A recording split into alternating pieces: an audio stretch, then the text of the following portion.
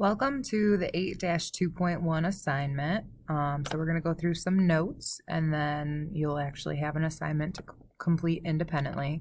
But before we get into the new stuff, I want to remind you that in the previous lesson, so in 8-1, we've been talking about powers, which means we have a base raised to an exponent.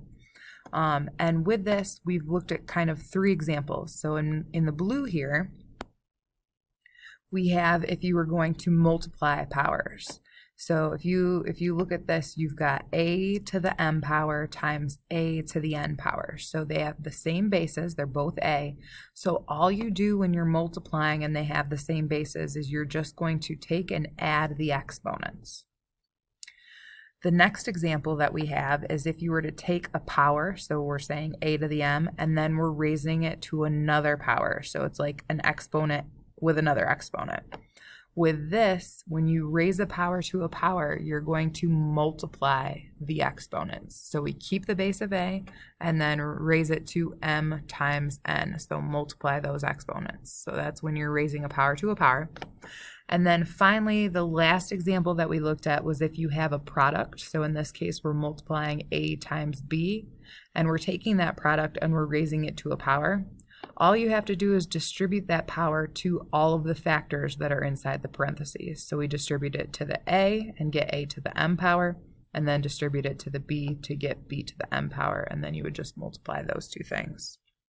Now there are cases where this green set of rules sometimes will include the red set of rules because you might distribute to a factor that already has an exponent, in which case you would just need to multiply those exponents.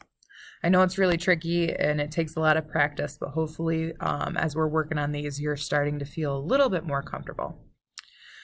This new lesson, our goal for this, after we complete this, we should be able to simplify expressions that involve the quotient of monomials, meaning a division of some monomials. So the first question asks, how can you compare pH levels? So to test whether a solution is a base or an acid, chemists use a pH test. This test measures the concentration C of hydrogen ions in moles per liter in the solution. So if you look, here's the formula. It says C, as in the concentration, equals 1/10 raised to the pH. So the table gives examples of solutions with various pH levels. You can find the quotient of powers and use negative exponents to compare measures on the pH scale. So if you look over here, if you were to, we've got the neutral zone here with milk, pure water, baking soda, and then as your acidity increases, we've got battery acid, lemon juice, vinegar, tomatoes, coffee, and then increasing alkalinity, meaning that it is not acidic. We've got milk of magnesia, ammonia, bleach, and lye. So this is the formula that they're using to find those pH levels.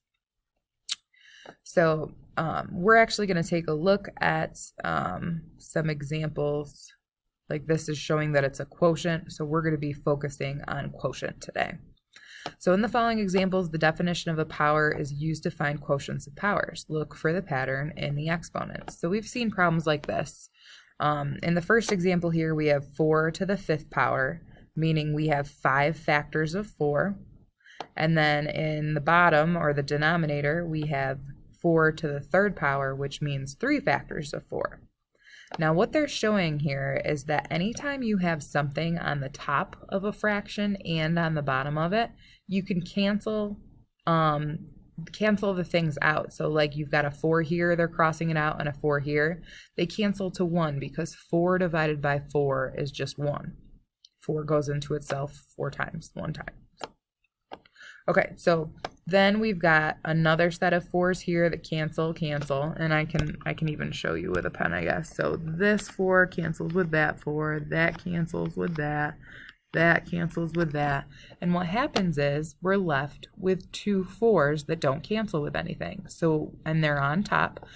So we've got 4 squared is the other way of saying it because we have 2 factors of 4. Now, if you look at this, you can see that we took the 5 factors and we subtracted out 3 because we had 3 that canceled with it, and we were left with 2 factors. So this difference is going to be what we want to pay attention to. In the second example here, we have 3 to the 6th power, so 6 factors of 3, and then 3 to the 2nd power, which would mean that we have 2 factors of 3. Now in this one, we can cancel some things out. We've got 3 canceling with 3, 3 canceling with 3, and now we have 1, 2, 3, 4 factors left over. So 4 factors of 3 we would write as 3 is the base, and then our power is 4. Again, hopefully you're noticing that we are taking the 6, subtracting out the 2 factors on the bottom, and we're left with 4 factors that are not being canceled out. That's where that 4 is coming into play. So all you have to do is take the exponents that you see, and if you're dividing these powers, then you're going to subtract your exponents. So to kind of reiterate, it says to divide 2 powers that have the same base, subtract the exponents. So for all integers m and n and any non-zero number a, we're looking at something that looks like this. We've got a to the m power over a to the n power. And when we simplify this, all we're saying is keep the base and then subtract the exponents. So a to the m minus n, and then you would simplify that if possible. Now for examples here, if I have b to the 15th power over b to the 7th power, in this case, like we could do like what they've done here and list out 15 factors of b on the top and 7 factors on the bottom, but hopefully you've noticed the pattern here. So we keep the base, and all we're thinking is 15 minus 7 is going to be our exponent. 15 minus 7 is just 8, so we've got b to the 8th power. All right, in the next video, we're going to take a look at some example problems. So stay tuned.